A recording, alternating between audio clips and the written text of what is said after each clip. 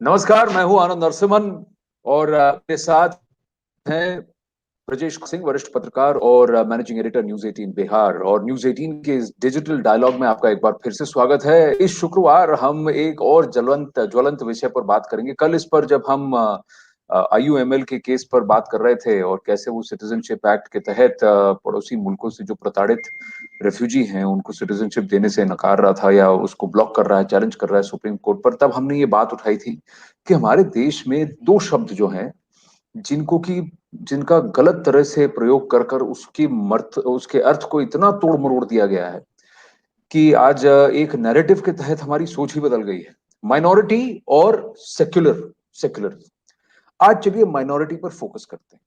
तो ब्रजेश जी, भारत में माइनॉरिटी कौन है और ये माइनॉरिटी का मापदंड क्या है, इस पर जरा विस्तार से आज बात करते हैं।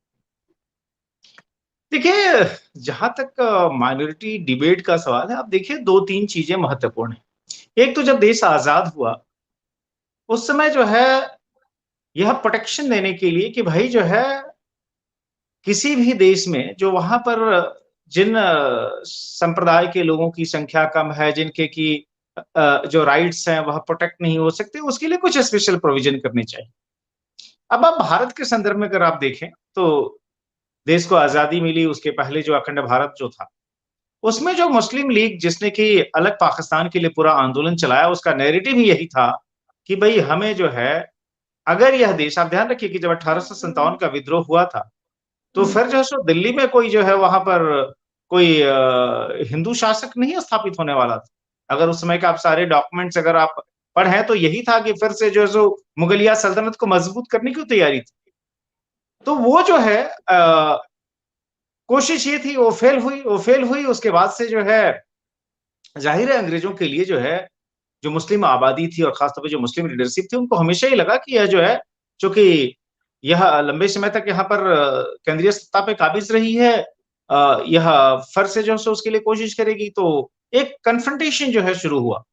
लेकिन जैसे ही अंग्रेजों ने ये देखा कि नहीं जी, ये तो जो है जो यहाँ का लार्जर जो हिस्सा है पॉपुलेशन का, कि वह जो है हमें सहन करने को तैयार नहीं है, तो पहले अंग्रेज जो कि एक समय जो है मुस्लिमों को किनारे रखे हुए थे, उन्होंने अचानक मुस्लिमों को जो है एक तरह से अपनी गोद में उठा लिया और उनके साथ जो है, जो भारत में जो हम कहते हैं ना डिवाइड एंड रूल की पॉलिसी, उसको यूज करना शुरू किया। और जाहिर है मुस्लिमों के लिए बड़ी सहज स्थिति थी, उनको लगा कि भाई जो है हम तो अब जाहिर है जो है सो पुरानी वो मुगलिया सल्तनत तो यहाँ बन नहीं सकती, तो अगर जो है सो अगर देर से अगर डेमोक्रेसी आनी ही है तो फिर उसमें तो फिर हम तो शासक रहेंगे नहीं। जो है सो डेमोक्रेसी का जो नियम है कि बहुमत के आधार पर चीजें होती है, तो फिर जो सो हम तो रूलिंग इलीट भी नहीं रहेंगे। तो फिर उन्होंने जो सो अलगाववाद की पूरी राजनीति शुरू की कि नहीं भी जो जो भारत में अगर भारत को आजादी मिलती है, अगर अंग्रेजों के शासन से मुक्त होता है, तो फिर जो है सो।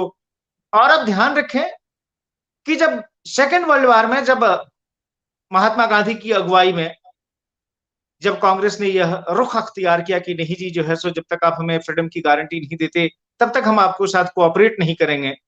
बल्कि आपको याद होगा 1942 का भारत छोड़ो आंदोलन जो सो सेकंड वर्ल्ड वॉर के टाइम में हुआ था, जो कि काफी डिसिसिव जो है सो एक तरह से कह सकते हैं कि मूवमेंट रहा हो। लेकिन उस समय जो है सो मुस्लिम लीग की अगुवाई में जो है बिल्कुल सरकार को सपोर्ट किया जा रहा था।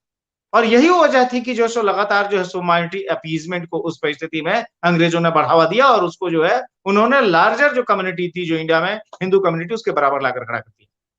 सांप्रदायिक आधार पर वोट डालेंगे, सांप्रदायिक आधार पर सीटें बनी।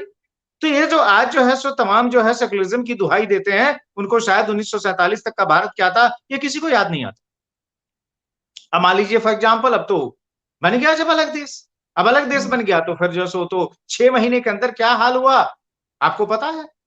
जो लोग यहाँ से अपने ड्रीमलैंड की तरफ गए कि भाई पाकिस्तान में जो है सो हम एक तरह से कह सकते हैं आदर्श इस्लामिक राज में रहेंगे, वहां पर जब देखा कि वहां पर पाकिस्तान में जो पंजाबी डोमिनेंट थे उन्होंने जूते की नोक पे रखना शुरू कर दिया। आप ध्यान रखें कि लाहौर में किसी को भी बसने नहीं दिया, सबको धकेल धकेल के जो है सो कराची तक पहुंचा दिया, क्योंकि सिंधी जो है सो अमूमन कमजोर थे जो उस समय का वेस्ट पाकिस्तान था उसके अंदर। तब रियलाइज हुआ कि नहीं जी भाई वो ड्रीमलैंड तो ड्रीमलैंड रहा ही नहीं, वह तो जो है सो एक अलग किस्म की त्रासदी हो गई। अब जब ये अलग किस्म की त्रासदी हो गई और फिर जब भारत पाकिस्तान अलग हो गए तो फिर बात ये हुई कि अच्छा भाई चलिए अब जो लोग जहां बच गए भाई उनके प्रोटेक्शन के लिए कुछ किया जाए। लेकिन आप विधि की विडंबना देखिए और मुझे लगता है कि यह देश को जानना चाहिए कि क्या क्या इस देश की राजनीति हुई है। इस देश में जो है कन्हैयालाल माणिकलाल मुंशी बहुत ही मशहूर हाँ स्वतंत्रता हाँ सेनानी रहे। उनकी बड़ी मशहूर जी। किताब है पिलग्रिमेज टू फ्रीडम। इस किताब में उन्होंने जिक्र किया है कि जब कॉन्स्टिट्यूएंट असेंबली यानी संविधान सभा की जब बैठक चल रही थी, उस समय भी क्या ख्याल खेल करने की कोशिश की गई, सोचिए आप। 1947 में सांप्रदायिक आधार पर, और जब हम सांप्रदायिक आधार कहते हैं तो हिंदू और मुसलमान के आधार पर इस देश का विभाजन हुआ। और जब संविधान सभा की बैठक शुरू हुई तो वही लोग जो कि एक समय मुस्लिम लीग के बड़े बड़े झंडेबाज दरदार थे और वो पाकिस्तान नहीं जा पाए, और साथ में यहां तक कि कांग्रेस के अंदर जो नेशनलिस्ट ग्रुप था, जो उस समय जो नेशनलिस्ट मुस्लिम एक ग्रुप था जो कांग्रेस के अंदर थे, उनको ये कहा जाता था, उन्होंने सांप्रदायिक आधार पर रिजर्वेशन की उसी समय डिमांड शुरू कर दी थी। आप सोचिए, सांप्रदायिक आधार पर देश का विभाजन हुआ, सांप्रदायिक राजनीति की वजह से देश का विभाजन हुआ, और देश आजाद नहीं हुआ कि फिर से जो है सांप्रदायिक आधार पर रिजर्वेशन की मांग शुरू कर दी गई, और वो भी सीटों की, नौकरियों की। उस समय ऐसा था, देश की राजनीति में सरदार पटेल जैसे लोग थे, और उन्होंने जो है यहां तक कि जो उस समय जो है कई सारे मुस्लिम नेता थे जो कि एक समय हार्डकोर मुस्लिम लीग के नेता थे, उनको ये समझ में आया कि क्या हमने बेवकूफी की है। और ये बहुत महत्वपूर्ण है, बाकायदा इसका नैरेटिव है कि किस तरीके से जो है तजामुल हुसैन करके बहुत बड़े मुस्लिम कम्युनिटी के लीडर थे, उनके जो है शब्द अगर आप याद करें, उन्होंने किसको अटैक किया था संविधान सभा की बैठक में? मौलाना आजाद को। और ये मौलाना आजाद जो है सो देश में जो है सो माइनॉरिटी रिजर्वेशन यानी फिर से मुस्लिम रिजर्वेशन की वकालत कर रहे थे। और उन्होंने क्या कहा था? उन्होंने जो है सो नेशनलिस्ट मुस्लिम को क्रिटिसाइज करते हुए कहा था, और जिसमें बाद में उनका बेगम जो है सो एजाज रसूल, एक और बड़ा नाम आता है, वो भी बहुत बड़ी लीडर थी। उन्होंने कहा कि भाई पाकिस्तान तो इसी आधार पर बन गया कि अगर अब इस देश में जो है जो लोग बचे रह गए हैं, अगर उनको अपना भरोसा जीतना है जो इस देश की जो सामान्य आबादी है, तो फिर ये जो सो आरक्षण जैसी जिद फिर से त्यागनी पड़ेगी। ये हुआ। लेकिन आज आप देख लीजिए 70 साल के अंदर देश में फिर क्या हो रहा है? फिर से सांप्रदायिक आधार पर आरक्षण, सांप्रदायिक आधार पर स्कॉलरशिप, ये सारी चीजें शुरू हो गई हैं।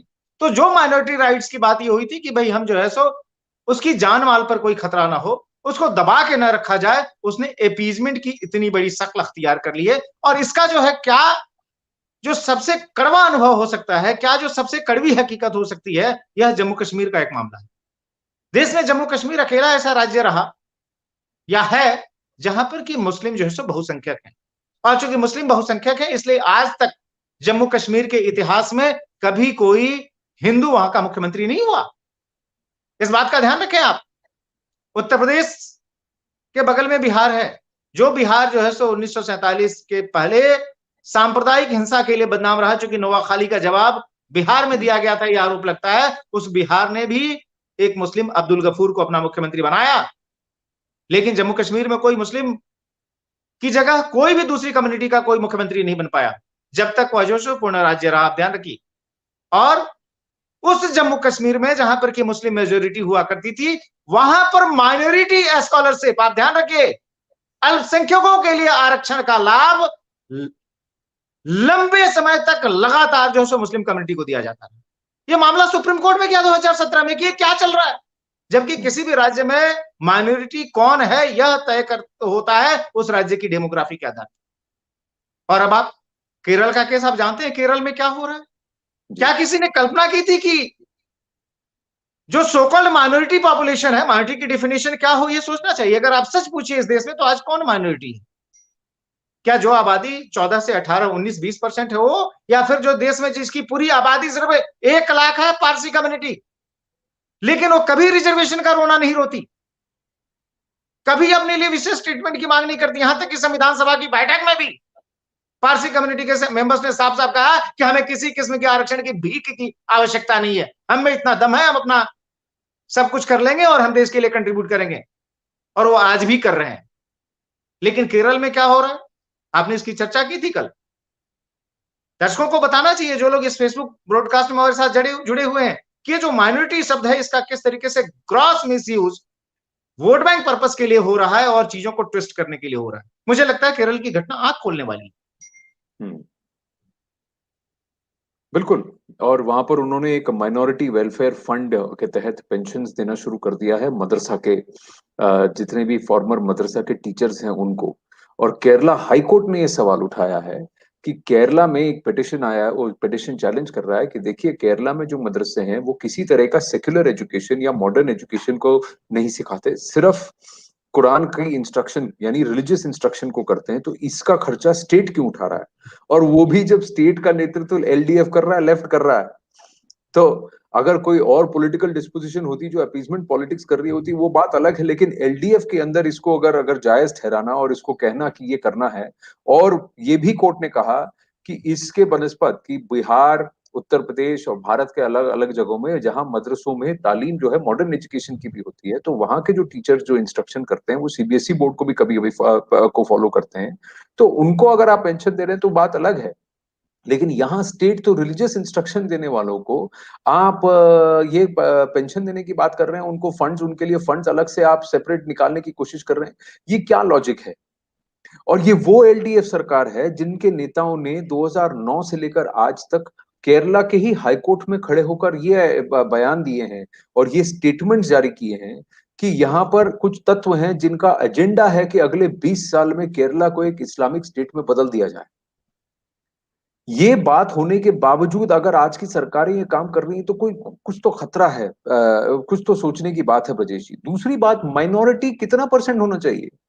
जब आजादी हुई और फिर से वही धर्म के नाम पर देश का विभाजन हुआ, 35% भारत जो है वो बट गया, वो भी किसके आधार पर? धर्म के आधार पर।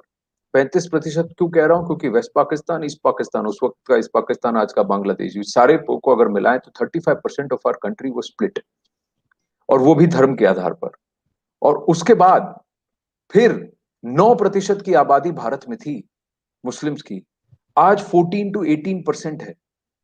89% आबादी भारत में उस वक्त हिंदुओं की थी, आज वो सिकुड़ कर, अगर कह रहे हैं कि अगला सेंसस जब आएगा तो लोग चौंक जाएंगे कि 60% भी नहीं है, एक तरह में 77% हुआ करती थी।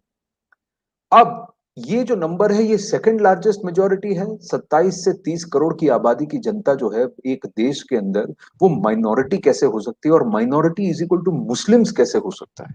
मुसलमान तो इस देश में, भारतीय मुसलमान जो हैं, इंडियन मुस्लिम जो हैं, इस देश में सेकंड लार्जेस्ट मेजोरिटी हुए।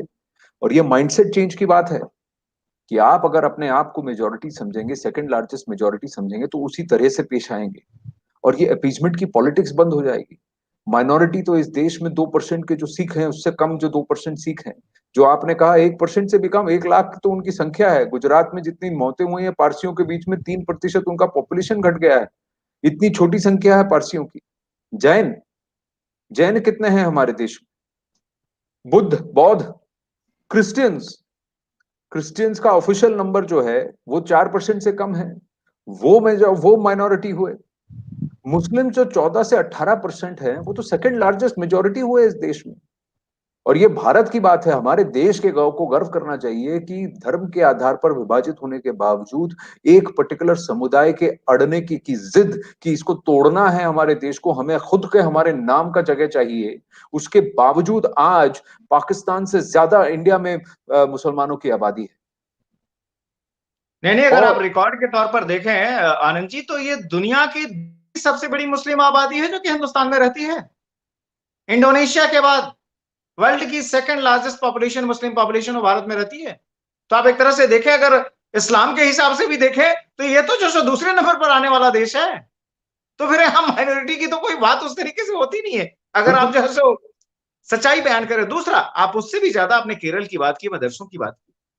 आप ये बताइए ना, वहां पर तो पिछले कुछ दिनों से डिबेट जो लगातार गरमाई हुई है, वहां तो अब ये चल रहा है कि जो माइनॉरिटी की जो बेनिफिट्स हैं, चाहे स्कॉलरशिप हो या बाकी चीजें हैं, वह वहां आबादी के आधार पर दी जाए। चूंकि केरल में मुस्लिम आबादी क्रिश्चियन आबादी से ज्यादा है, तो ये डिमांड वहां पर हो रहा है कि नहीं, अगर मान लीजिए जो सो माइनॉरिटी के अंदर 100 लोग आते हैं और उसमें से 80 मुस्लिम है, तो जो टोटल बेनिफिट है उसका 80% जो है वह जो सो मुस्लिमों को दिया जाए। क्या आपने कभी इसकी कल्पना की थी तो कि अगर देश में 80 ये से नौबत भी आएगी जहां पर तो आप एक तरफ माइनॉरिटी की बात कर रहे हैं, दूसरी तरफ माइनॉरिटी में अपनी संख्या के आधार पर, आप अपने संख्या बल के आधार पर बेनिफिट चाहते हैं? कभी किसी ने सोचा था ये? नहीं नहीं, 100 और में क्या से एलडीएफ, 80 आपका कोई यूडीएफ पॉपुलेशन और है। यूडीएफ कोई इसको जो सो काउंटर करने को राजी नहीं है। 100 किसी ने में से कल्पना की 80 थी? आपकी, 100 में से 80 आपकी पॉपुलेशन, और आप कह रहे हैं आप माइनॉरिटी और आपको बेनिफिट चाहिए? क्या नहीं नहीं, और बात है यार। उसके प्रोपोर्शन में आप इमेजिन करिए। कि हमें उसके प्रोपोर्शन में दिया जाए। और वो तो देखिए केरल में जो है जो हालत है तुष्टिकरण की, कि क्या यूडीएफ क्या एलडीएफ कोई भी इस पे जो है डट के कुछ कहने को तैयार नहीं है। ये पिछले 7 दिनों से लगातार ये विवाद वहां चल रहा है। कल्पना करिए हम कहां पहुंच गए हैं। अब जम्मू कश्मीर का मैंने आपको उदाहरण दिया, किसी भी राज्य में पॉपुलेशन का क्या प्रोफाइल है उसके आधार पर माइनॉरिटी चिन्हित किया जाता है। वहां पर जो मेजोरिटी है वो माइनॉरिटी का बेनिफिट दशकों तक लेता रहा। क्या इसे जो है सो आप कहते हैं कि यह जो सो माइनॉरिटी प्रोटेक्शन है? और वहां पर जब आपने कहा ना कि क्या माइनॉरिटी मतलब इस देश में मुस्लिम है, आप ये देखिए ना, कोई भी घटना हो इस देश में, अगर मान लीजिए जो है किसी भी मुस्लिम की हत्या हो, गलत है, गलत, उसका कोई कतई समर्थन नहीं कर सकता। सभ्य समाज में संविधान के तहत कानून का राज होना चाहिए, इसमें कोई दो राय नहीं। लेकिन उत्तर प्रदेश में किसी मुस्लिम की हत्या होती है, राजस्थान में किसी की होती है, आप जो है उसको तुरंत जो है धर्म की आइडेंटिटी से जोड़कर जो है सो आगे बढ़ लेते हैं कि भाई भारत में मुसलमान सुरक्षित नहीं है। आप अखलाक का नाम जो है पूरी दुनिया में फैला। अब छोड़ दीजिए क्या किसने अपराध किया था नहीं किया था, लेकिन अगर कोई भी चीज अगर गैर कानूनी ढंग से होती है वो गलत है। किसी की भी हत्या इस तरीके से गलत है। लेकिन उसके सामने जब अंकित तिवारी की बात होती है और अंकित तिवारी के हत्यारों की बात होती है तो तुरंत वहां मुस्लिम शब्द कभी नहीं इस्तेमाल होता, वहां पर अल्पसंख्यक इस्तेमाल होता है, माइनॉरिटी इस्तेमाल होता है, दूसरा समुदाय। यह हमारा दोहरापन है, दोगलापन है। और इसीलिए सवाल उठता है कि क्या इस देश में माइनॉरिटी का अर्थ सिर्फ मुस्लिम है? क्या कभी जो है किसी घटना में किसी क्रिश्चियन का नाम आता है, किसी सिख का नाम आता है, किसी पारसी का तो छोड़ ही दीजिए, वो तो बेचारे देश के विकास में लगे हुए हैं, जितनी उनकी आबादी नहीं है उससे कई हजार करोड़ गुना का जो योगदान दे रहे हैं इस देश में। और देश में जो तमाम बड़े बड़े इंस्टीट्यूशन जो है, मतलब हमें गर्व होना चाहिए कि भारत की जो सबसे छोटी आबादी जो है जिस समुदाय की, उसने भारत में सबसे ज्यादा कंट्रीब्यूशन दिया है। अगर हम साइंटिफिक डेवलपमेंट की बात कर लें, आप टीआईएफआर से लेकर इंडियन इंस्टीट्यूट ऑफ साइंस तक चले जाइए, उन्होंने विज्ञान की क्रांति कर दी इस देश में, औद्योगिक क्रांति कर दी, आप उसको छोड़ दीजिए। लेकिन जो भारत की दूसरी सबसे बड़ी जो आबादी है वह जो है अपने को अल्पसंख्यक, और आप ये ध्यान रखिए अल्पसंख्यक ही नहीं, और माइनॉरिटी कार्ड जो है वो हार्डकोर मुस्लिम कार्ड के तौर पर आप खेला जाता है। आपने केरल के मदरसों की बात की, पश्चिम बंगाल की बात करिए ना, पश्चिम बंगाल में क्या हो रहा है। तो इसीलिए सवाल जो है सो मौजूद हो गया है कि अगर इस देश में अगर माइनॉरिटी की बात करनी है तो माइनॉरिटी के तौर पर आपको किसको चिन्हित करना होगा? क्या यह परिभाषा बदलने की आज आवश्यकता है? या क्या वाकई ये संकल्पना थी कि यदि एक दिन ये नौबत आ जाएगी कि जिस राज्य में आप बहुसंख्यक हैं वहां पर भी माइनॉरिटी का बेनिफिट आप लेने के लिए आ जाएंगे? या फिर कभी ये दिन आ जाएगा कि अगर आप अल्पसंख्यक का बेनिफिट क्लेम करते हैं और उस अल्पसंख्यकों के बीच में आप कहेंगे कि नहीं हमारी आबादी सबसे ज्यादा है इसलिए हमें सबसे ज्यादा बेनिफिट मिलना चाहिए? क्या कभी संविधान निर्माताओं ने इस परिस्थिति की कल्पना की थी क्या? मुझे तो नहीं लगता। लेकिन आज जब वो परिस्थिति आन पड़ी है तो इस पर गंभीरता से विचार करने की आवश्यकता है कि कहीं ऐसा तो नहीं कि जो सो माइनॉरिटिज्म के नाम पर हम जो सो एक किस्म के वोट बैंक को कंसोलिडेट करने में लगे हैं और जो वेस्टेड इंटरेस्ट है उसका पूरा फायदा उठाने में लगे हैं। आप ध्यान रखिए देश के कई सारे राज्यों में धार्मिक आधार पर आरक्षण की घोषणाएं तक की गई। ये तो भला हो सुप्रीम कोर्ट का या भला हो भारत के संविधान का जो किस तरह की चीजों की मनाही करता है, नहीं तो ये कब का हो गया होता।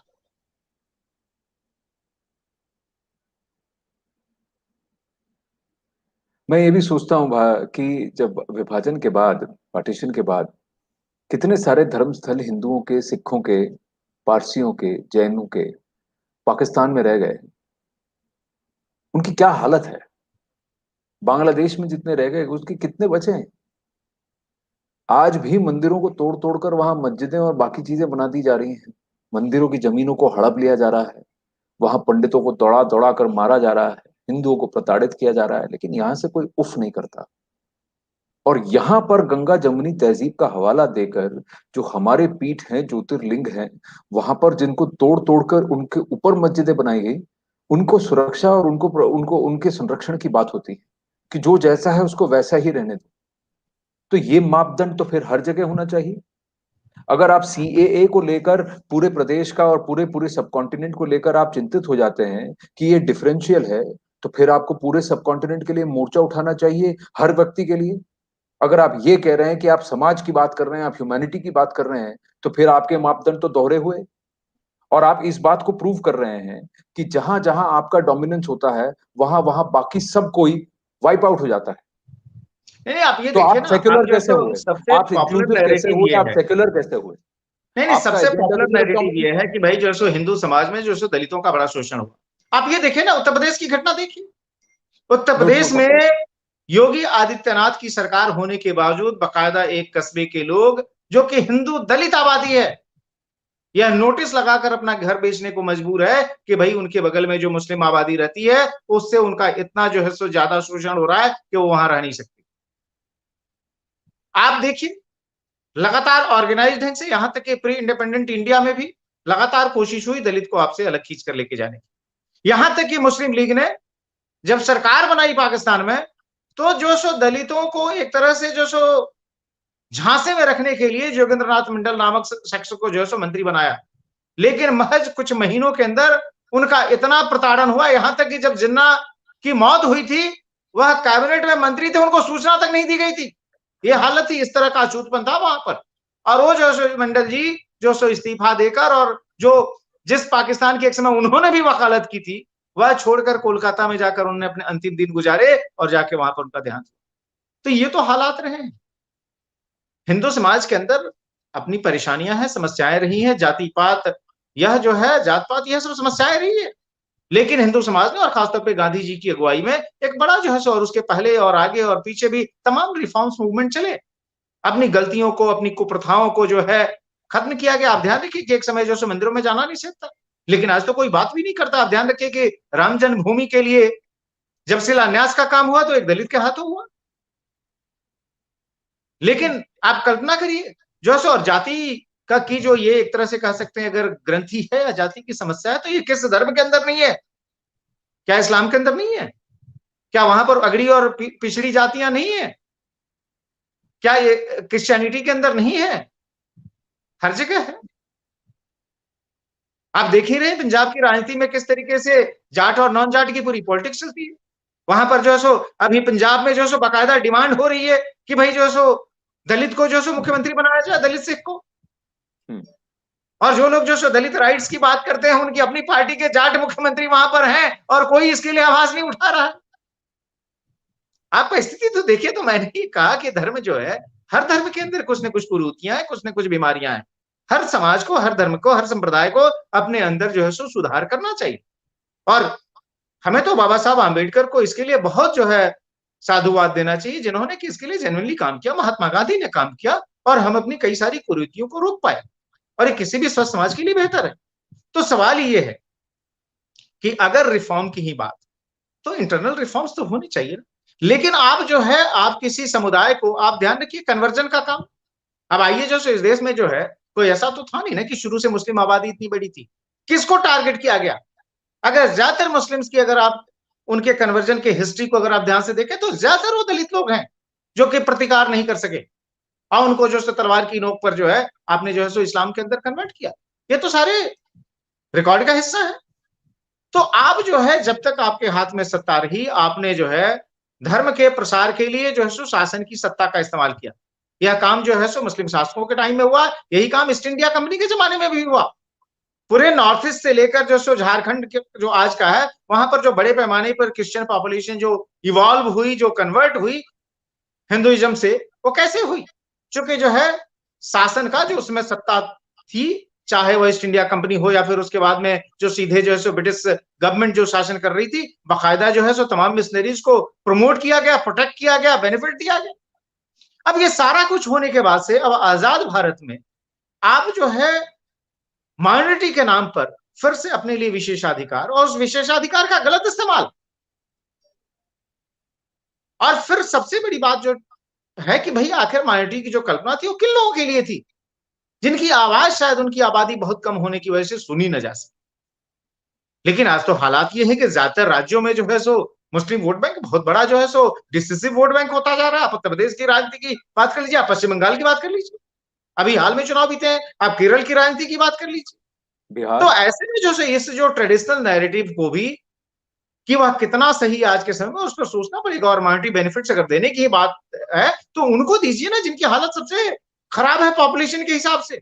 इस देश में पारसी जो है वो सबसे कम है आबादी के हिसाब से, जैन है यहां तक कि सिख भी कम है आबादी के हिसाब से। आप उनके लिए करिए ना। लेकिन जो सो मॉनेटरी बेनिफिट के नाम पर जो है सो आप सारा का सारा किसी एक समुदाय को ध्यान में रखते हुए आप स्कीम बनाएंगे क्या? एक तरफ हम सेकुलरिज्म की बात करते हैं और दूसरी तरफ जो सिर्फ रिलीजियस एजुकेशन को प्राइमरली प्रोपोगेट करती है उन इंस्टीट्यूशन को आप सपोर्ट करेंगे, वो भी जो है सो सरकारी खजाने से। ये सवाल तो उठेंगे और लाजिमी है भी, उठने भी चाहिए।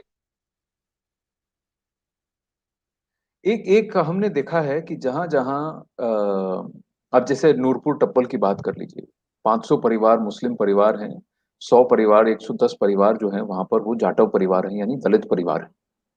और वहां लोगों ने अपने घरों के सामने लिख दिया कि हमें यहाँ से पलायन करना पड़ेगा क्योंकि दिक्कत हो रही है। ऐसा ही सिचुएशन केरल में भी है, जहां पर पालक्काड़ में एक पूरा ग्राम था, पूरा जहां सिर्फ हिंदू परिवार और खासकर ब्राह्मण और ये परिवार हुआ करते थे। आज वहां पर गल्फ के पैसे की वजह से पूरा डेमोग्राफी चेंज हो चुकी है पिछले 8-10 सालों के अंदर। ये विदित है और पूरी तरह से वहां पर क्रॉनिकल्ड है, इसमें कोई डाउट्स नहीं है। इशू ये है ब्रजेश जी कि कहीं ना कहीं ये माइनॉरिटी शब्द का जो दुष्प्रयोग किया गया है पॉलिटिकली, वो एक तरह से डर की राजनीति भी है। मुझे एक बहुत वरिष्ठ लीडर ने कहा था, कांग्रेस पार्टी के लीडर हैं, उन्होंने कहा था देखिए इनको ना बढ़ने देना है, इनको बढ़ने नहीं देना है। लॉजिक ये कहा गया कि इनके नंबर जितने बढ़ेंगे उतना हमारा वोट बैंक बढ़ेगा। लेकिन इनकर ये सोसाइटी में पड़ गए, इनकी सोच बढ़ गई, ये पढ़ने लग गए, इनका इनका सोशल अपलिफ्टमेंट हो गया, तो ये सोचने लगेंगे और हमें वोट नहीं देंगे। तो कहीं ना कहीं ये डर की राजनीति को भी खेला जा रहा है, जहां ये कहा जा रहा है कि तुम अल्पसंख्यक हो इसलिए तुम्हें दबाया जाएगा। पर इसको अगर चेंज करना है तो हमको ये कहना है कि आप अल्पसंख्यक हो नहीं।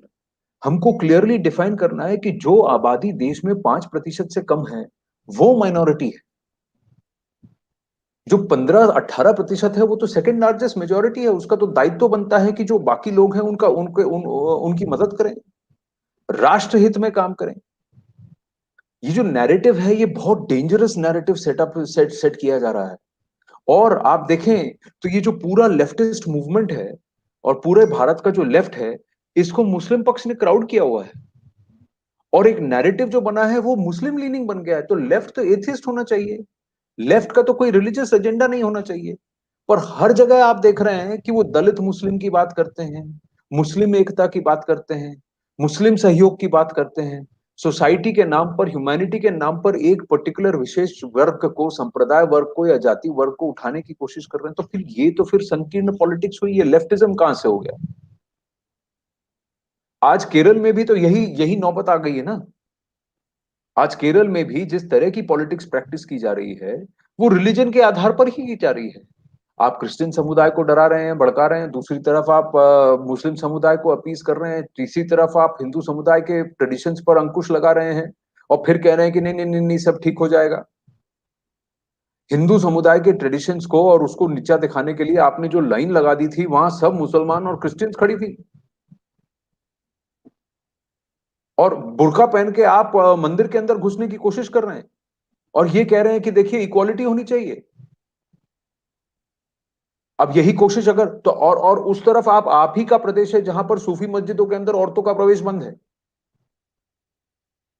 सुन्नी मस्जिदों के अंदर औरतों का प्रवेश बंद है। और आप बुर्का पहनाकर आप शबरीमला के अंदर के मंदिर के अंदर आप औरतों को जबरदस्ती घुसाने की कोशिश कर रहे हैं और कह रहे हैं कि ये देखिए इक्वालिटी है, फ्रीडम टू प्रैक्टिस रिलीजन है। और मुसलमानों में ही सुन्नी मस्जिदों के अंदर औरतों का प्रवेश निषेध है, जिसके खिलाफ आज तक पिनराई विजयन ने उफ तक नहीं की। ये किस तरह की राजनीति हम देख रहे हैं? माइनॉरिटी और माइनॉरिटी अपीजमेंट के नाम पर आपने मुस्लिम अपीजमेंट का काम किया है और बहुत डेंजरस पॉलिटिक्स कर रहे हैं आप ऐसे तत्वों को जगह दे रहे हैं जिनका ऑब्जेक्टिव ही कुछ अलग है। उनका ऑब्जेक्टिव भारत नहीं है, राष्ट्र निर्माण नहीं है, उनका ऑब्जेक्टिव रिलीजियस एजेंडा है। मुझे तकलीफ वहां पर है, अगर आपका एजेंडा देश है और आपका धर्म नहीं, आप देश को अपना धर्म मानते हैं, तो आप जो भी आपका पर्सनल फेथ है उससे मुझे फर्क नहीं पड़ता, लेकिन आप अपने धर्म को अपने देश से बड़ा मानते हैं और कहते हैं कि आपके धर्म का ही वर्चस्व यहां बनना है और उसके लिए मैं को जो टैक्टिक अपनाना है मैं करूंगा या करूंगी, तो ये डेंजरस हो गया। और हमारे कोर्ट्स और हमारी पार्लियामेंट जो है इस माइनॉरिटी शब्द को डिफाइन क्यों नहीं करती? क्यों नहीं कहा जाता कि माइनॉरिटी किसी भी राज्य में, पूरे देश में वो हैं जो जिनकी संख्या 5% से कम है आबादी के हिसाब से, और किसी भी राज्य में अगर ये चेंज हो जाता है तो ये माइनॉरिटी के बेनिफिट्स उस राज्य में उस जाति उस संप्रदाय को जाएंगे जो वहां पे माइनॉरिटी है, और इसको टू द टी फॉलो करना जरूरी है। जम्मू कश्मीर में नहीं हुआ, केरल में आज आप कह रहे हैं इस तरह का विवाद चल रहा है, इसको तो अलाउ नहीं करना चाहिए। केरल में मुसलमान माइनॉरिटी कैसे हो गए? क्योंकि 25 से 30% से ज्यादा तो उनकी आबादी है केरल में, तो वो माइनॉरिटी कैसे हो गए? केरल में तो वो माइनॉरिटी होंगे जिनकी जिनकी आबादी 5%, 6% या 10% से कम है। आपका डेफिनेशन तो क्लियर होना चाहिए। नहीं, बट आनंद जी, आज इस देश की जो नंगी सच्चाई है, जो खासतौर पर राजनीति की, आप क्या उम्मीद करते हैं कि ऐसा होगा? केरल में चाहे एलडीएफ हो चाहे यूडीएफ हो, मुस्लिम वोट बैंक उसके लिए अहम है। कौन उनको नाराज करने जाएगा? वहां पर आप कल्पना कीजिए, जो क्रिश्चियंस जो है, जो कम्युनिटी के अंदर दूसरा हिस्सा है, वो चिल्ला रहा है कि हो क्या रहा है कि अब आबादी के हिसाब से अगर आपकी आबादी ज्यादा है तो आपको अल्पसंख्यकों का बेनिफिट ज्यादा मिलना चाहिए। अब ये तर्क तक आ गया। आप कल्पना करिए कि आप ये कहते हैं कि हमारी संख्या कम है इसलिए जो है माइनॉरिटी बेनिफिट मिले। जब माइनॉरिटी बेनिफिट की बारी आई तो नहीं जी, इस माइनॉरिटी के अंदर हमें ज्यादा मिलना चाहिए बिकॉज हमारी संख्या ज्यादा है। तो एक तरफ आप संख्या कम होने की वजह से अपने लिए बेनिफिट चाह रहे हैं और दूसरी तरफ उस बेनिफिट का लायन शेयर आप इसलिए चाह रहे हैं क्योंकि आपकी संख्या ज्यादा है उस माइनॉरिटी के अंदर। तो जहां इस तरह की सियासत जो है डेवलप हो रही है, वहां क्या उम्मीद करते हैं? और वो जो वहां की जो पार्टियां हैं, चाहे यूडीएफ हो या एलडीएफ कोalition हो, वो अगर मान लीजिए उनके लिए वो वोट बैंक अहम है, तो जो है सो वो तो फिर उनसे डिक्टेट होंगे ना, वोट हम डिक्टेट कर रहे हैं। यह चीज क्या जो है सो गुजरात में संभव है क्या? ये चीज क्या जो है सो मध्य प्रदेश में संभव है क्या? या ये चीज अभी राजस्थान में संभव है क्या? नहीं संभव है, बिकॉज जो है सो वहां पर उस तरह की आबादी नहीं है। तो जहां भी आबादी का इस तरह का आपको गठजोड़ मिल जाएगा, जहां पर संख्या इतनी बढ़ जाएगी, तो वहां पर माइनॉरिटिज्म एक तरह से जो है सो मेजोरिटी जो है सो बेनिफिट्स को डिक्टेट करने का जरिया बन जाएगा। आपने देखा J&K का उदाहरण हमने देकर बताया कि सुप्रीम कोर्ट तक मामला गया कि जिस राज्य में मुस्लिम जो है बहुलता में है, जिनकी मेजोरिटी है, और उसी आधार पर 1947 से लेकर आज तक मुस्लिम के सिवा कोई मुख्यमंत्री नहीं हुआ, उस राज्य में भी माइनॉरिटी बेनिफिट जो है मुस्लिम लेके जा रहे थे। कल्पना करिए, क्या ऐसा कभी किसी ने सोचा था ऐसा भी होता है? और ये हुआ है। तो निश्चित तौर पर आप जो कह रहे हैं कि भाई इस शब्द को डिफाइन करने की आवश्यकता है कि भाई अल्पसंख्यक किसे कहा जाना चाहिए, किसका एग्जिस्टेंस खतरे में है, किसको जो है इसकी जरूरत है, और उसके लिए आबादी का क्या प्रीपोजिशन होना चाहिए। अगर ये नहीं होगा तो जिस तरीके से आरक्षण में एक समय क्रीमी लेयर की व्यवस्था न होने की वजह से परेशानियां पैदा हुई, क्योंकि जो पिछड़ों के अंदर जो अगड़े थे वो सारा बेनिफिट लेके चले जा रहे थे, और जो पिछड़े जो थे, जो समाज के जिनको वाकई रिजर्वेशन की जरूरत थी, वो उसका लाभ नहीं उठा पा रहे। तो क्रीमी लेयर की वहां व्यवस्था तो हुई ना। तो अब जो है सो अगर माइनॉरिटी बेनिफिट्स अगर मान लीजिए कंटिन्यू ही रखने हैं, तो फिर माइनॉरिटी बेनिफिट्स उनको मिले जो कि जो है सबसे कम है आबादी में, उनको क्यों मिले जो कि माइनॉरिटीज के अंदर जिनकी सबसे बड़ी आबादी। वो तो माइनॉरिटी के दायरे से जो है सो बाहर जो है सो निकालने की आवश्यकता है, रिव्यू करने की आवश्यकता है कि क्या वाकई जो है सो आज के भारत में इन कम्युनिटीज को जो है सो माइनॉरिटी बेनिफिट्स की आवश्यकता है, अगर इनकी संख्या इतनी। तो माइनॉरिटी जो है अगर मान लीजिए देश की दूसरी सबसे बड़ी अगर मेजोरिटी है, तो फिर तो अपने आप में वो सवाल है ना कि फिर क्यों। और यही प्रश्न जो है सो जाहिर है देश में ज्यादातर लोग पूछ रहे हैं। लेकिन चूंकि वोट बैंक की पॉलिटिक्स इतनी प्रबल है कि जो ज्यादातर पार्टियां इस बारे में मुंह खोलने को तैयार नहीं। ये बात अलग है कि बंद कमरे में वो सारी की सारी कहती है कि नहीं जी, ऐसा तो नहीं होना चाहिए। तो है, लेकिन मुझे लगता है कि कोर्ट्स को, चूंकि मुझे ध्यान है कि एक बाकायदा इस तरह के इशू को लेकर कि भाई देश में माइनॉरिटी कौन है, इसको लेकर सुप्रीम कोर्ट का भी दरवाजा खटखटाने की कोशिश की गई है। देश की हाईएस्ट कोर्ट को डिफाइन करना चाहिए कि आज की तारीख में जो है माइनॉरिटी किसे कहा जाएगा। वो समय अब शायद आ गया है जब जो है माइनॉरिटिज्म का इस तरीके से बेजा इस्तेमाल जो है आप कर रहे हैं अपने लिए अनड्यू बेनिफिट्स हासिल करने के लिए, या फिर अपने टर्म डिक्टेट करने के लिए। ये देखिए ब्रजेश जी, मैं बस जरा थोड़ा जैसा आप बात कर रहे थे, और क्योंकि मेरे सामने लैपटॉप है तो मैं जरा रिसर्च कर रहा था, और मैं ये देख रहा हूँ कि इसको संसद में उठाया भी गया है। इसको उठाकर ये कहा गया है कि Constitution of India has used the word minorities और its plural form in some articles 29 to article 30, 350A और 350B। यहां पर माइनॉरिटीज का प्रयोग किया गया है, लेकिन उसकी कोई डेफिनेशन, परिभाषा नहीं है। यह कहा गया है कि माइनॉरिटीज दो तरह की होती हैं, रिलीजियस और लिंग्विस्टिक। तो यानी कि any section of citizen having a distinct language, script and culture, तो ये माइनॉरिटीज हैं। लेकिन ये कौन है, इसका डेफिनेशन ब्रॉडली डाल दिया गया है। कमीशन फॉर माइनॉरिटीज एक्ट जो है, clause C of section 2, national commission for minorities act 1992, उसमें 5 मिनिस्ट्री ऑफ वेलफेयर नोटिफिकेशन है डेटेड 23 अक्टूबर 1993, जिसमें मुस्लिम्स, क्रिश्चियंस, सिख्स, बुद्धिस्ट और जोरास्ट्रियंस को इन्होंने माइनॉरिटी डिक्लेयर किया है। लेकिन इसका आधार क्या है, इसकी कोई परिभाषा नहीं है। क्यों इन्हीं को किया गया है, इसकी कोई परिभाषा नहीं है। तो इसमें जैन तो है ही नहीं, इसमें बाहाई संप्रदाय तो है ही नहीं, तो इनको तो इसमें इंक्लूड ही नहीं किया गया। पर क्यों इंक्लूड नहीं किया गया, ये बात किसी ने लिखी नहीं है।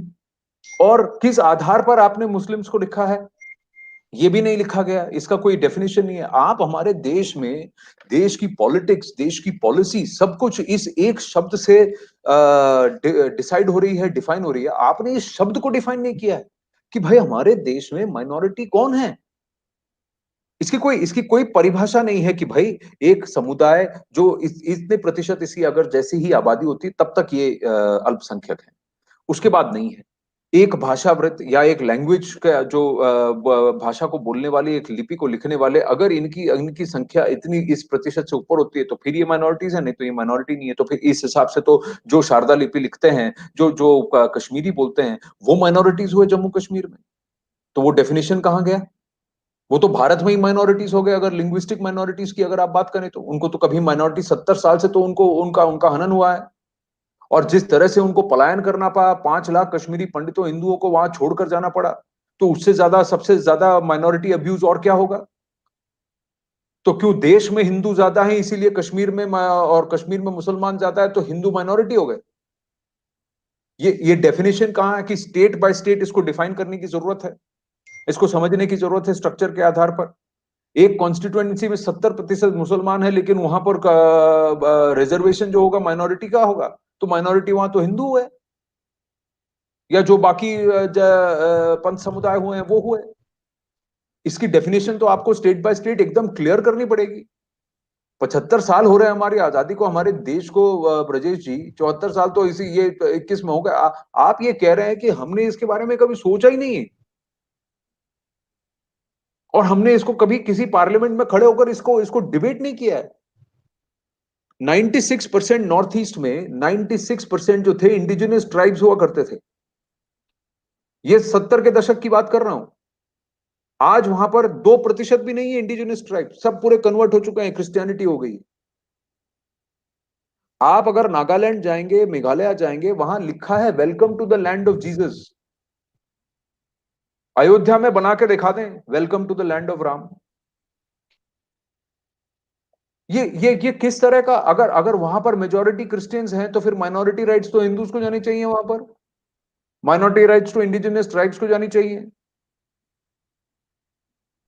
तो ये तो state by state, region by region definition clear होना चाहिए कि ओवरऑल इंडिया में क्या होगा, और फिर हर स्टेट में इसको कैसे डिफाइन किया जाएगा।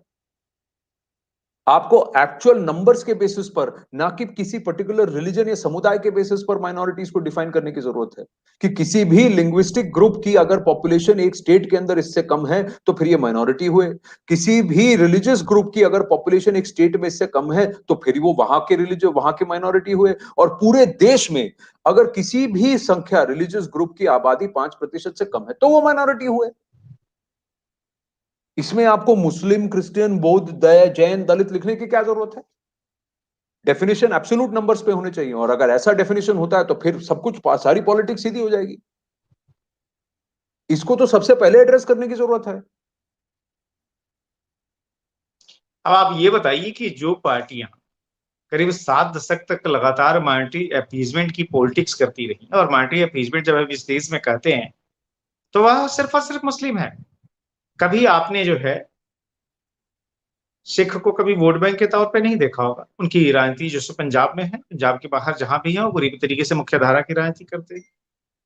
क्रिश्चियंस कार्ड नॉर्थ ईस्ट के कुछ राज्यों में खेला जाता है, केरल में थोड़ा बहुत उनका असर है, आंध्र प्रदेश की राजनीति में थोड़ा बहुत असर है। लेकिन अगर आप देखें पूरे देश में अगर एक कार्ड जो है माइनॉरिटी के नाम पर खेला जाता है तो वो कार्ड है मुस्लिम कार्ड। तो अगर वही कार्ड, और आप ध्यान रखिए जो है 1947 के बाद से ये कार्ड खेलना शुरू हो गया था, चूंकि उस समय की जो सरकार थी उसमें भले ही प्रधानमंत्री जो है जवाहरलाल नेहरू थे, लेकिन जो असली ताकत जो थी वो सरदार पटेल के पास थी, न सिर्फ सरकार में बल्कि पार्टी में भी। तो जब नेहरू को उस मंत्रिमंडल के अंदर भी जब अपना स्ट्रेंथ हासिल करने की कोशिश करनी पड़ी तो उन्होंने जो है सो जाहिर है वही माइनॉरिटी लीडर, चाहे रफी अहमद किदवई हो, चाहे मौलाना आजाद हो, इन सब की तरफ वो मुड़े। और उसी के साथ आपने देखा जैसे ही सरदार पटेल का देहांत हुआ, तुरंत जो हम कहते हैं ना कि बहुत ही बहुलवादी और अलग अलग मतांतरों के लोगों को उन्होंने अपने मंत्रिमंडल में नेहरू ने जगह दी थी, और उसके लिए बड़ी तारीफ भी की जाती है। सरदार की डेथ होने के साथ ही तमाम लोगों को खुरेज खुरेज के बाहर निकाल दिया गया। किस्सा याद कर लीजिए जी। इसी माइनॉरिटी इशू को लेकर, क्योंकि तब के ईस्ट पाकिस्तान में जिस तरीके से हिंदुओं को प्रताड़ित किया जा रहा था, उनको भाग भाग कर जो है सो उस समय वेस्ट बंगाल में आना पड़ रहा था, इसके विरोध में जो है चूंकि नेहरू इफेक्टिव स्टेप्स नहीं ले रहे थे, तो इसलिए जो है जो उस समय उनकी कैबिनेट के 2 मंत्री थे उन्होंने इस्तीफा दिया। श्यामा प्रसाद मुखर्जी और श्रीनी योगी। उसके बाद से जो सो बाकी सारे भी जो इनकन्वीनियंट लोग थे, जो कि उन सबको भी निकाल दिया गया उस मंत्रिमंडल से, एक एक करके ड्रॉप किया गया। तो अगर मान लीजिए कोई शख्स, वो भी जब देश का पहला प्रधानमंत्री रहा हो, अगर वो अपनी राजनीति को स्ट्रेंथन करने के लिए माइनॉरिटी कार्ड डे वन से अगर खेलने की कोशिश कर रहा हो, तो आप कैसे उम्मीद करते हैं कि जब तक वो पार्टी या उस पार्टी से बाहर निकली ताकतें जो कि मूल तौर पर वैसी ही है, वो माइनॉरिटी अपीजमेंट से दूर जाएंगे? और अगर हम माइनॉरिटी अपीजमेंट से दूर नहीं जाएंगे तो फिर इस तरह के कठोर प्रश्नों पर कौन चर्चा करेगा? तो आज तो चर्चा इसलिए हो रही है ना क्योंकि जो है आज वो चर्चा करने की गुंजाइश है, जहां पर कि एक जो है सो पैरेलल नैरेटिव भी कोई सुनने को तैयार है। अन्यथा यह तो जो सो चर्चा ही कुफ्र के समान थी।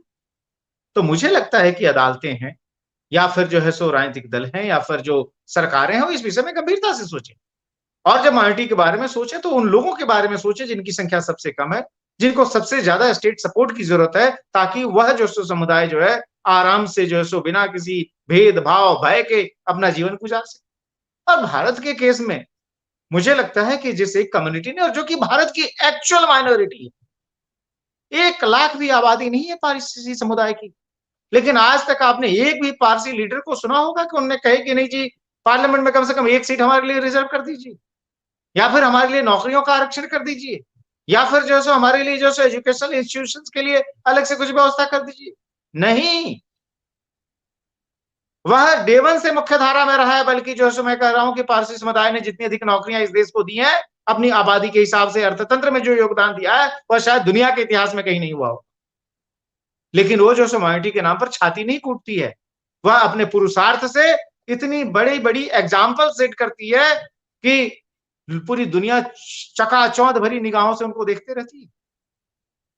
आप याद करिए, तो ब्रजेश जी, भारत का पहला स्टील प्लांट, भारत का पहला सबसे बड़ा होटल, भारत में साइंटिफिक इंस्टीट्यूशंस, ये सारे के सारे माइनॉरिटी कम्युनिटी के लोगों ने खड़ा किया।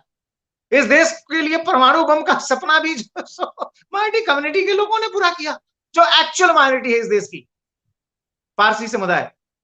लेकिन वो कभी जो है सो रोने धोने नहीं जाते, कभी अपने को वोट बैंक में कन्वर्ट नहीं करते, कभी स्यापा नहीं करते, बल्कि अपने पुरुषार्थ से पूरी दुनिया को लोहा मनवाते हैं। तो मुझे लगता है कि आज ईमानदारी से, और ऐसे लोगों को तो सह देने की आवश्यकता है, उनके कल्चर को प्रोटेक्ट करने की आवश्यकता है, लेकिन वो तो कभी अपने लिए नहीं मांगते। पर यही तो भारत की ब्यूटी है, यानी हिंदुस्तान की ब्यूटी है कि देखिए आपने इस देश को काट दिया धर्म के आधार पर, और उसके बाद ये कहा कि भाई हम सेक्युलर हैं, हमारा स्ट्रक्चर, हमारा जो नेचर होगा वो सेक्युलर होगा। आपने पहले कहा इस देश को बांट दो कम्युनल आधार पर, और उसके बाद कहा कि नहीं हमारा स्ट्रक्चर जो है ये हिंदुस्तान है, लेकिन फिर भी ये सेक्युलर होगा। हमने कहा चलिए ठीक है, जो फाउंडिंग फादर्स थे उन्होंने कहा नहीं, हमारा इथॉस हमेशा सबका सबका इंक्लूसिव होना चाहिए क्योंकि वो हमारी परंपरा रही है। चलिए हम इंक्लूसिव हो गए, तो अगर हम इंक्लूसिव हो गए तो फिर आप अगर जिस समुदाय की आप हवाला दे रहे हैं, आप सिख हो, जैन हो, पारसी हो, ये सब तो देश में कहीं पे भी इनको स्पेशल प्रोविजंस नहीं दिए जा रहे हैं, और ये अपने आप, और ना ही आप देश की बढ़ोतरी में, देश की हिफाजत में, हर जगह ये लोग मेहनत कर रहे हैं और आगे बढ़ रहे हैं कंधे से कंधा। इनको कोई अलग से नहीं देखता, सब बराबर ही देखते हैं। तो ये जो आपने माइनॉरिटी अपीजमेंट जो पॉलिटिक्स, जो मुस्लिम अपीजमेंट पॉलिटिक्स जो शुरू किया है, इसको खत्म करने के लिए सबसे पहले माइनॉरिटीज को डिफाइन करने की जरूरत है। और दूसरी बात, हमारे देश में जो सोशल वेलफेयर स्कीम्स हैं, जो बेनिफिट स्कीम्स हैं, रिजर्वेशन तक, वो अब जाति के आधार पर नहीं होने चाहिए।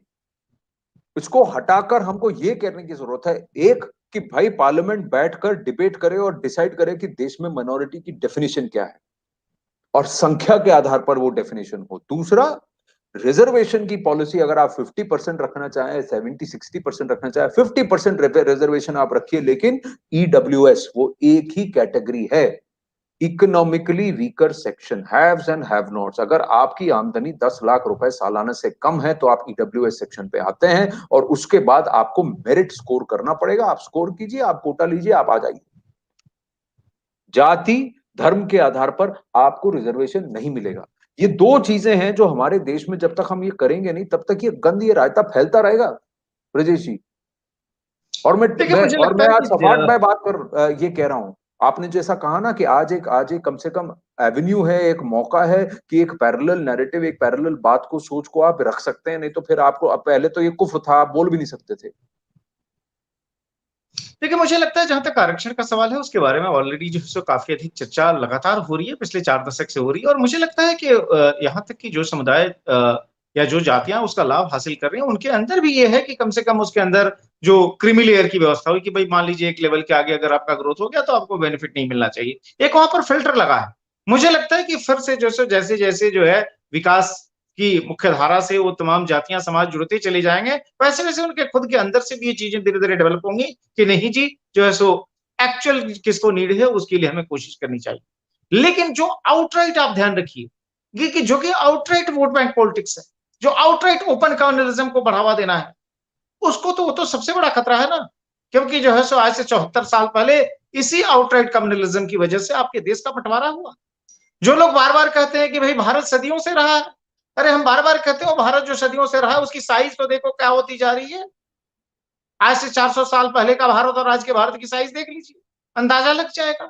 आज से 400 साल पहले के भारत की पॉपुलेशन प्रोफाइल की चर्चा कर लीजिए और आज के भारत की पॉपुलेशन प्रोफाइल की चर्चा कर लीजिए, आपको अंदाजा लग जाएगा कि क्या भारत में बदलाव हुए हैं, भारत कितना सिकुड़ता गया है, भारत में क्या क्या इंटरनल चैलेंजेस पैदा हो रहे हैं। कम से कम खुली आंखों से इसकी चर्चा तो करनी पड़ेगी, तब तो आप जी, जो सो उपाय ढूंढेंगे। अन्यथा अगर किसी भी समस्या को अगर आप कारपेट के अंदर डाल देंगे तो फिर उस पर कोई उसका समाधान नहीं आ सकता, उसका हल नहीं निकल सकता। तो कम से कम बात तो हो उस पर, चाहे जो सो माइनॉरिटी की डेफिनेशन तय करना हो या फिर एक्चुअल बेनिफिशियरी कौन हो, यह बात तो करनी पड़ेगी। और मुझे लगता है कि ये बिल्कुल। बात जो है आपने कहा पार्लियामेंट के अंदर हो रही है, ये बात जो है सो कोर्ट के फ्रंट पर हो रही है, कोर्ट के अंदर इस तरह के पीआईएल से आ रहे हैं, इस तरह के पिटिशन से आ रहे हैं। और मुझे लगता है कि देर सवेर जिनको वाकई आवश्यकता है उनको मदद करनी चाहिए, उसमें कोई दो राय नहीं हो सकती, लेकिन वह वोट बैंक में नहीं कन्वर्ट हो सकती।